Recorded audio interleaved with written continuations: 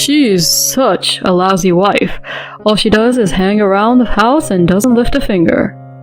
At a family gathering, Jason, my husband, who's hardly around since we tied the knot, said. His relatives would jump in with, "That sounds terrible. Some wife she is." Feeling backed up, he even added, "She can't cook to save her life and the house is always a mess. Makes me not want to come home." That really got me. "After the way you treat me, you have the nerve to say that in public?" I shot back. "What home are you talking about? You no longer have a house to come back to." The relatives and he were both caught off guard by my response. "I ended the lease a week ago. But don't worry, I stored all your stuff. Guess you wouldn't know since you're hardly ever home." "You did what?" he gasped. His dad jumped in. "Hold on, what's happening here?" Jason was in for a rough time. "My name's Susie, and I'm a 32-year-old married lady. My folks own a mid-sized factory. Dad's the big boss, and Mom manages some of the part-timers. Being their only kid, they doted on me a lot. After college, I snagged a job in accounting at a big car company. I'm kind of shy, so when I hit 30 and was still single, my parents got a bit anxious. They suggested a few arranged marriages, but nobody clicked. Just as I was about to call it quits, Dad introduced me to the son of a business buddy. Out of respect, I decided to meet him. That's how I met Jason, who'd be my future husband. He was involved in his dad's business, but at a different company. I was charmed by his manners and sweet smile. Turns out he felt the same and invited me out. After a few dates, he popped the question within 6 months. Elated, I said yes, and our families were in the loop. My parents were thrilled. "Susie, we're so happy. Jason, you better look after her," they beamed. Joining forces with an important business partner would be a boost for Dad's company. We then visited Jason's folks. Their place was swanky. His mom, Mary, who's on the city council, warmly said, "We were worried about Jason being single for so long. Glad he found you." She was kind-hearted, but super energetic. Jason's dad, Scott, chimed in. "In our business, family ties are crucial. Welcome aboard, Susie. Take care of our boy." He was a bit intimidating, but it was comforting that they were on board with our wedding. Soon after, Jason and I made it official and celebrated with a ceremony. One catch was that I'd become a stay-at-home wife. "Work keeps me on my toes. I'd like you to run the household," he'd said. I responded, "Sure thing. I'll make sure everything's in tip-top shape at home." With his solid paycheck and generous wedding gifts from both families, settling into the housewife role wasn't a big deal for me. My friends would often rib me, saying, "Being a housewife with all that free time sounds like the dream." After getting hitched, Jason turned down his folks' offer to get us a condo. He wanted us to pick out a rental that feels right for us. I started thinking maybe it was best not to lean on his parents too much. I respected his call and was on board. When he started looking for a place, he said, "I'm buried in work right now and can't help hunt for an apartment. Mind handling that and getting the lease sorted?" "You're sure about this?" "Absolutely. Find something you like and I'll just move in." So I set out solo, picked an apartment and got everything set up. Once we were married, we shifted into our new place, ready for that honeymoon phase. But that bubble burst real quick. Jason was barely around. He'd burn the midnight oil on weekdays and be out the door at the crack of dawn. On weekends, he claimed work dragged him in. He often jetted off for business trips, too. My days became a loop of chores and waiting.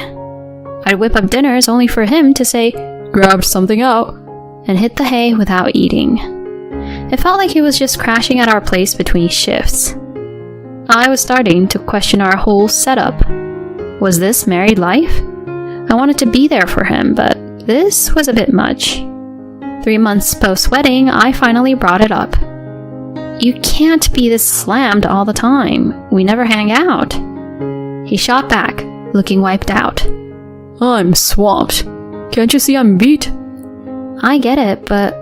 "If you get it, then cut me some slack. Grinding to keep us comfortable," he snapped. I was at a loss for words. Sure, he gave me plenty for our bills. Given that he was providing for me, I had to bite my tongue. Christmas was around the corner, so I asked, "Got any family stuff for Christmas? Shouldn't we swing by your folks' place?" No, I'll be working, and they're usually traveling. You positive? I told you, it's all good. Sent them their gifts and cards already. He said, a tad annoyed, and ducked into our room. I was left standing, speechless. But post-Christmas I got a ring from Scott. Hi, Susie? He began. Hi, it's been a while. You think? Why'd you skip our Christmas get-together? I was thrown for a loop. I told you family's important to us. You're family now, you should have been there helping out. My mind went blank and I didn't know what to say to his sudden remarks. I had no idea that there was a family gathering and I thought they took a holiday trip. I'm sorry, Scott, but I was told. Save it. From what my son's been saying, it seems like you're slacking at home. Excuse me? I've been on top of the housework, and considering how little Jason's around, did he seriously complain about that to his dad? Listen, you wanted to be a housewife, so you've got to pull your weight at home. Clear? Scott added, sounding stern. All I could muster was a quiet yes. That evening, I had to have a talk with Jason. You told me there was no Christmas gathering. Why'd I get chewed out over it? Did I? Maybe you misunderstood. No, I heard you loud and clear.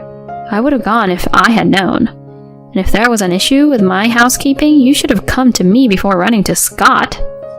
I snapped, holding back tears. He scoffed. You probably just chill at home and now you're kicking up a fuss? What? I work hard at home when you're not around. He dryly retorted. I bet you're just burning through my money. And with a cold glance, he left. After that, he became even more elusive. So elusive that he actually stopped coming back home. He was always out with just the vague work text as an excuse. His absence was suspicious. Trusting my gut that he was keeping something from me, I hired a detective using my pre-marriage savings. Thanksgiving rolled around soon. While I was handling chores, I got a call from Scott. Susie, we've got a Thanksgiving gathering. Make sure you're there.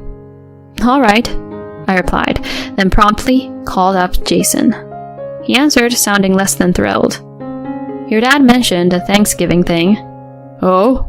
Don't bother showing up. Excuse me? With how you handle the house, I can't show you off. I'll go, but you should stay put. He ended the call abruptly. A few days later, there I was, outside his parents' place, hearing the lively chatter of a family event. I rang the doorbell, and a surprised Mary met me. Didn't expect to see you. I just nodded and walked in. Immediately, the room buzzed. Ah, the bride's here. Heard you're not big on housekeeping. Been a minute since we last saw you. Scott shot me a disapproving look. Jason, mingling with the family, looked floored to see me and quickly averted his eyes. As I assisted Mary in the kitchen, I overheard Jason's conversation in the living room. How's married life, Jason? Uncle, you're looking right at it. What's that supposed to mean? She's such a lousy wife. All she does is hang around the house and doesn't lift a finger. He lamented, his voice rising. The room chimed in with their critiques, fueling Jason's complaints about my cooking and housekeeping skills. She can't cook to save her life, and the house is always a mess. Makes me not want to come home. That was it for me. Bursting into the room, I challenged. After the way you treat me, you have the nerve to say that in public? I faced Jason head on. And what home are you talking about? You no longer have a house to come back to. The relatives and he were both caught off guard by my response. Wait, what do you mean? What's this no-home talk? He asked, visibly confused. I calmly replied, I ended our lease a week ago, but don't worry, I stored all your stuff. Guess you wouldn't know since you're hardly ever home. Yep, I'd called it quits on our lease and started a life on my own. You did what? He gasped. His dad jumped in. Hold on, what's happening here? Jason, still reeling, was speechless. Facing Scott, I explained. Jason's barely been home since we got hitched. He's never even had my home-cooked meals. For months, he's been MIA. Raising an eyebrow, Scott asked, What? So where's he been all this time? I responded, He's been staying with his other woman. Whispers spread among the relatives. Visibly flustered, Jason fired back. That's a lie. I've been working late. Dare to accuse me of such a thing? Scott, seemingly taking his son's side, chimed in. He's denying it, right? Susie, why would you end the lease without discussing it, and then throw out wild accusations? Some in the room added, She's out of line, poor guy. That's when I decided to show my hand. I pulled out an envelope and shared its contents, pictures proving his affair. There he was, with another woman, clearly more than just friends. Scott took a closer look at the evidence. Holding my ground, I told Jason. I hired a PI to get these. Care to explain? As the photos scattered, he looked like he'd seen a ghost. This isn't what you think. He started, but then Mary, joining the fray, told him. Jason, spill it. He sighed. I've been with her since before we even met. She's someone from a club. I love her. More whispers. I asked, So you never came home because you were with her? Then why even marry me? My parents would never have approved of her. Marrying you, a subcontractor's daughter, seemed the right move. Fuming, I continued. Why tarnish my name to Scott and the relatives? Easier divorce. I wanted her, not you. Just needed a plausible reason. As I was about to retort, Mary slapped him. Mom! He cried out. She yelled back. How could you do this to Susie and to our family? Scott stood. You're a disgrace to our family. You're cut off, Jason. What? What about the company? You? Take over? Don't even think about it. Say sorry to Susie. He then pleaded. Please, help me out here. I countered. No way, we're done. And I expect a big payout. Have fun with your girlfriend, you jerk. He then left sobbing with Scott and the relatives. Scott and the rest apologized profusely. He confirmed. We'll keep our business ties with your family. So I decided to let it slide. Our divorce was quick, and the alimony was generous. Scott and Mary also paid me $50,000 for the hassle.